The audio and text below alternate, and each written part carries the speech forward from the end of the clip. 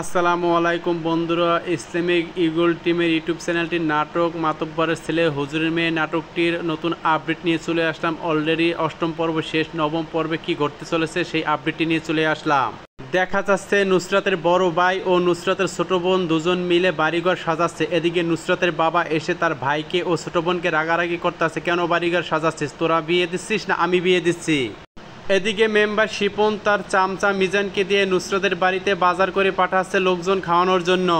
কিছুতেই মন টিকছে না আব্বাসের ঘরে, তাই তার মাকে ডেকে বলল, মা আমি একটু ঘুরতে বের হলাম, আমার মনটা ভালো লাগতেছে না। তখন তার মা উঠে বলল, বাবা তুই কোথায় যাচ্ছিস, তোর বাবা ঘর থেকে বের হতে মানা করছে। এদিকে মেম্বার শিপন মাথায় টুপি দিয়ে পাঞ্জাবি ও পায়জামা পরে ঘর থেকে বের হয়েছে। তার চামচা মিজান দেখে বলছে, বাহ ভাই কি সুন্দর লাগতাছে।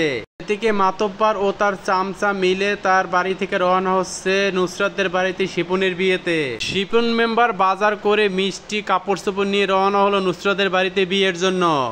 এদিকে নুসরাতের বাড়িতে চেয়ার টেবিল রেডি করে রাখছে খাবারের জন্য। মেম্বার শিপন এসে বসে পড়ল নুসরাতের বাড়িতে নুসরাতকে বিয়ে করার জন্য। এদিকে কাজী সাহেব ও মাতব্বর ও আব্বাস বসে পড়ল চেয়ারে। এদিকে নুসরাতের ছোট বোন নুসরাতকে সাজিয়ে তার মাকে বলতে আছে, দেখো তোমার মেয়েকে কত সুন্দর লাগতে আছে বধূ বেশে। শিপন মেম্বার সাথে নুসরাতের বিয়ে হয়ে গেছে, খাওয়া দাওয়া শেষ এবং নুসরাত ঘর থেকে বের হয়ে তার বাবা মার কাছ থেকে বিদায় নিল আর কান্নাকাটি করতে আছে। এদিকে আব্বাসও দাঁড়িয়ে দাঁড়িয়ে মন খারাপ করে কান্নাকাটি করতে আছে। নুসরাতকে বিয়ে করে শিপন মেম্বার যখন বাড়ি নিয়ে গেল তখন তার বড় বউ এসে রেহানা তাকে বরণ করলো এবং তার চামচা মিজান উঠে বলল, বস কেমনে রাজি করলেন ভাবিকে। শিপন মেম্বার যখন নুসরাতের কাছে বাসর ঘরে গেল তখন তার বড় বউ রেহানা কান্নাকাটি করতেছে একা খাটের উপর বসে বসে। এদিকে আব্বাসও নুসরাতের জন্য মন খারাপ করে বসে আছে খাটের উপর একা একা।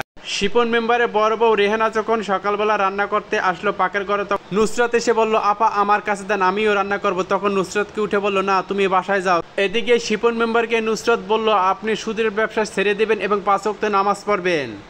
আব্বাসকে মাতব্বর সাহেব তাকে একটি মুদি দোকান দিয়ে দিল তার ব্যবসার জন্য। তখন উঠে বলল, বাবা ধন্যবাদ আপনাকে। শিপন মেম্বারের বড় বউ রেহানা নুসরাতকে তাড়ানোর জন্য দুজনে ঝগড়া মারামারি শুরু করলো। এটা পিছন থেকে দেখে ফেললো শিপন মেম্বার এবং শিপন মেম্বারের বড় বউ রেহানার হাত ধরে ঘরের ভিতর নিয়ে গেল মারার জন্য। তখন বলল, নুসরাত আমাকে বাঁচাও।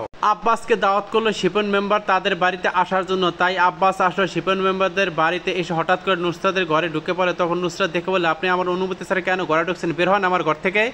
শিপন মেম্বার নুসরাতকে বলতে আছে, এত তোয়াজ করো না, তোয়াজ করে মাথায় উঠাইও না। শিপন মেম্বারের বড় বড় রেহানা নুসরাতকে বলতে আছে, সি সি সি ভালো মানুষের মুখোশ পরে আছো। আব্বাসের কর্মচারী একটি বাড়িতে এসে একটি মেয়েকে বলতে আছে, অনেক সুন্দর, আপনাকে তো দেখে মনে হয় না কাজের মেয়ে।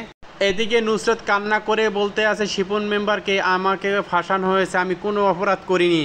এখানেই নবম পর্বটি শেষ করে দিলাম। যদি ভিডিওটি ভালো লেগে থাকে তাহলে লাইক শেয়ার কমেন্ট করবেন এবং চ্যানেলটি সাবস্ক্রাইব করতে ভুলবেন না, যাতে নোটিফিকেশন আপনার কাছে সবার আগে পৌঁছায়। নবম পর্বটির ফুল নাটকটি দেখতে পাবেন 16 সেপ্টেম্বর বিকাল 3টা 30 মিনিটে ইগল টিভি ইসলামিক চ্যানেলটিতে।